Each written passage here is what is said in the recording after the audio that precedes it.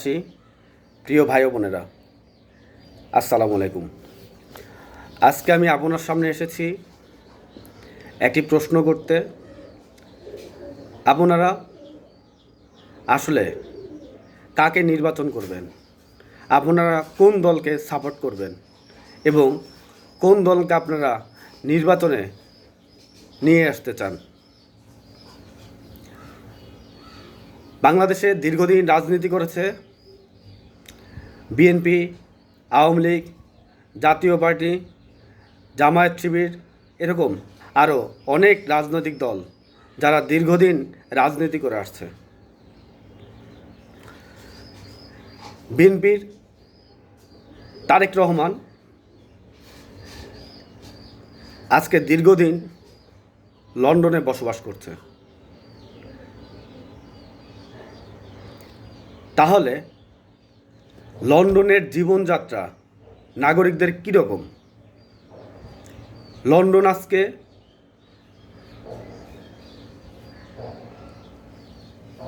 সে যেভাবে বসবাস করতেছে এখন, তাহলে সে কিভাবে বসবাস করতেছে, ওখানের পরিবেশ, ওখানে নাগরিকদের জীবন, তাদের রাজনৈতিক পরিবেশ, তাদের যানবাহন, সমষ্টিগত দিক থেকে লন্ডন আজকে যেভাবে আছে, তাহলে তারেক রহমান যে নির্বাচনের ইশতেহার দিয়েছে অথবা নির্বাচনের যে সে জনগণের যে 31টা দফা দিয়েছে যে তারা ক্ষমতা আসলে এই ধরনের এগুলো করবে, তাহলে একটিবার চিন্তা করুন যে তারা যে লন্ডনে ছিল, শেখ হাসিনার পুত্র সজীব ওয়াজেদ জয় পুতুল, রাষ্ট্রপতি, জাতীয় পার্টির যারা ছিল, তারা প্রত্যেকেই কোনো না কোনো সময় তারা বিদেশে বসবাস করেছে এবং তারা বিদেশে ছিল। কিন্তু দেখেন, এই যে তারা বিদেশে ছিল, বিদেশে বিশ্বের বিভিন্ন উন্নত যে যে দেশগুলোতে তারা গিয়েছে, তারা সেখানে গিয়ে কী দেখেছে? আর বাংলাদেশে এসে তারা যখন কাজ করে, ক্ষমতায় থাকে, তারা দেশের জনগণকে কি দিয়েছে? তারা বাংলাদেশকে, ওখানে যে রাজনীতিটা তারা দেখছে, তারা বাংলাদেশে ওই ধরনের রাজনীতি তারা কালচার তৈরি করেনি। সেখানে বিশ্বের উন্নত যে দেশগুলো আছে, তারা দেশের সরকার জনগণকে যে উন্নত জীবনযাত্রা দিচ্ছে, চিকিৎসা দিচ্ছে, শিক্ষা, চিকিৎসা, রাস্তাঘাট, যানবাহন, মানুষের দৈনিক জীবন যেইভাবে চলছে, তাহলে বাংলাদেশে তারা কেন কার্যকর করতে পারেনি? তারা ওখানেও যেভাবে ছিল, আরাম আয়েশে ছিল, বাংলাদেশে ক্ষমতায় থেকেও তারা আরাম আয়েশেই থাকবে। কিন্তু দেশের জনগণের যে পরিবর্তন, সেই পরিবর্তন কিন্তু হয়নি। দেশের জনগণ হয়তো কেউ বিভিন্ন দল সাপোর্ট করছে, বিভিন্ন দল তারা সাপোর্ট করছে, তারা ক্ষমতায় গেলে ওই দলের কিছু লোক ব্যক্তিগতভাবে হয়তো তাদের আর্থিক অবস্থার পরিবর্তন হয়, কিন্তু আমরা দেশের 18 কোটি জনগণ আছে, তাদের কিন্তু সবার ভাগ্য পরিবর্তন হয় না, অথবা সবাই কিন্তু উন্নত জীবনযাপন করতে পারে না। না চিকিৎসার দিক দিয়ে পাচ্ছে, না শিক্ষার ক্ষেত্রে পাচ্ছে, না ব্যবসায়িক দিক দিয়ে পাচ্ছে, তারা কিছুই পাচ্ছে না। তাহলে তারা বিদেশে যে জীবনযাপন করতেছে, তাহলে তারা দেশে এসে তারা ওই পরিবেশ কেন তৈরি করতে পারছে না? কেন তারা জনগণকে সেই উন্নত চিন্তাভাবনা, উন্নত পরিবেশ, যোগাযোগ ব্যবস্থা, শিক্ষা, চিকিৎসা কেন দিতে পারছে না? কারণটা কি জানেন?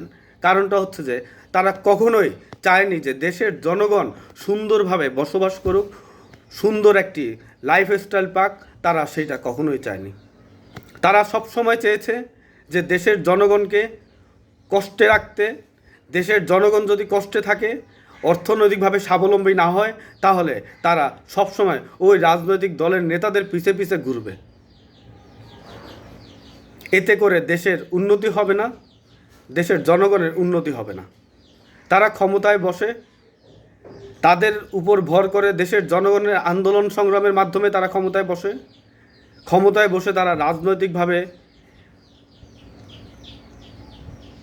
জনগণকে মগজ ধোলাই করে তারা ক্ষমতায় যায়, কেউ ধর্মীয়ভাবে মগজ ধোলাই করে, কেউ রাজনৈতিক গণতান্ত্রিকভাবে মগজ ধোলাই করে, তারা ক্ষমতায় গিয়ে তারা আরাম আয়েশের জীবনযাপন করে, দেশের চাঁদাবাজি করে, দেশের অর্থ লুটপাট করে, দেশের জনগণের কষ্টার্জিত অর্থ তারা লুটপাট করে, বিদেশে পাচার করে, চাঁদাবাজি করে, খুন খারাপি করে। এই তাদের জীবন, এইভাবেই তারা রাজনীতি করছে।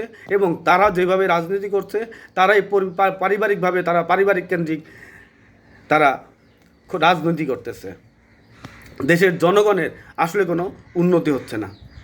শুধুমাত্র ওই রাজনৈতিক দলের যারা ক্ষমতায় থাকে তাদের কতিপয় কিছু ব্যক্তিদের তারা রাজনৈতিক স্বার্থ হাসিল করে, তারা রাজনৈতিকভাবে অর্থনৈতিকভাবে স্বাবলম্বী হয়, কিন্তু সামগ্রিক যে দেশের জনগণ তারা কিন্তু তাদের জীবনের কোনো বিন্দুমাত্র উন্নতি হয় না।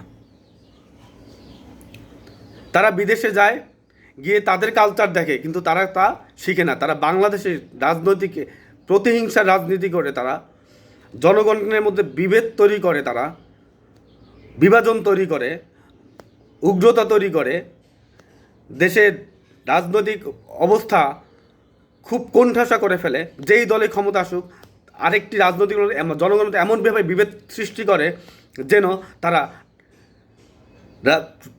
ব্যক্তিগতভাবে দৈনন্দিনভাবে তারা চলতে না পারে। কারণ এভাবেই তারা পরবর্তীতে আবার যারা এখন ক্ষমতায় থাকে না ভবিষ্যতে তারা ক্ষমতায় আসবে, এই জন্যই তারা এই কাজটা করতেছে।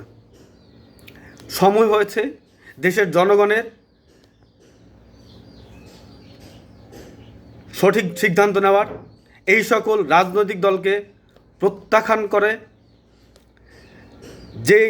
যেই রাজনৈতিক নেতা দেশের জনগণের উন্নতি করবে, দেশকে সামনে এগিয়ে নিয়ে যাবে এবং দেশের ভবিষ্যৎ নাগরিককে, আমাদের ভবিষ্যৎ প্রজন্মকে সুন্দর একটি ভবিষ্যৎ উপহার দিবে, সুন্দর একটি ভবিষ্যৎ তৈরি করে দিবে, সময় এসেছে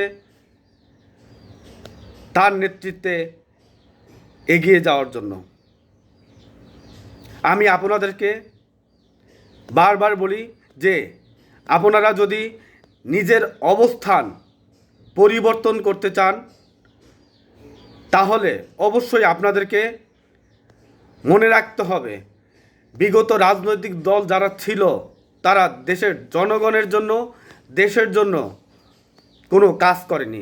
তারা করেছে অর্থ পাচার, তারা করেছে লুটপাট, তারা ক্ষমতায় আজীবন থাকার জন্য চক্রান্ত করেছে।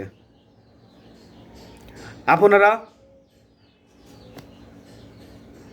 তাদেরকে প্রত্যাখ্যান করুন এবং ঐক্যবদ্ধভাবে ভবিষ্যৎ বাংলাদেশকে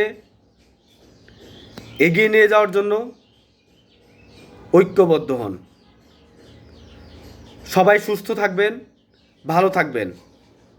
আল্লাহ মহান, আল্লাহ সর্বশক্তিমান। আসসালামু আলাইকুম।